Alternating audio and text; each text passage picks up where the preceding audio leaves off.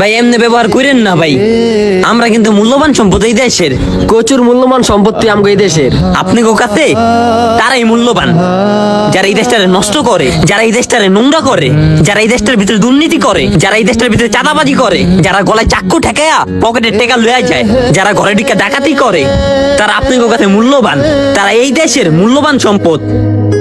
আর যারা পরিশ্রম করে, আর যারা নিজের আত্মসম্মান ত্যাগ কইরা মানুষের বাসা এই দেশটার ময়লা থেকে পরিষ্কার রাখে, তারা অমূল্যবান সম্পদ, তারা অমূল্যবান সম্পদ।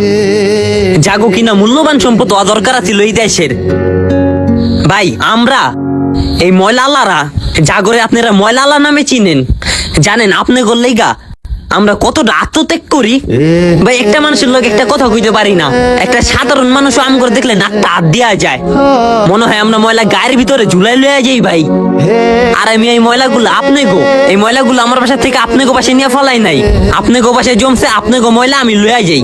আর আপনার এই আম করে ঘিনান, আপনার এই আম করে দেখলে থুতু ফালান, বুঝবেন একদিন ঠিকই আম করে খুঁজবেন। যখন এই ময়লালারা থাকবো না, আপনাকে নিজেকে ময়লা নিজেরাই নিয়ে ডাম্পিং এ ফালাবেন, তখন বুঝবেন কতটা আত্মত্যাগ করছে এই পোলারা, কতটা আত্মত্যাগ করছিল এই ময়লালারা, তখন খুঁজবেন আম করে।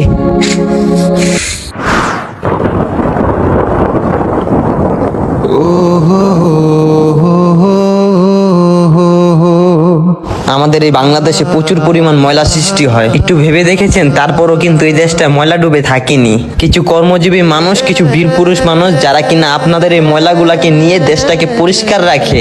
আর দুঃখজনক বিষয়, আমরা এই সমস্ত মানুষদেরকে মূল্য দিতে পারি না।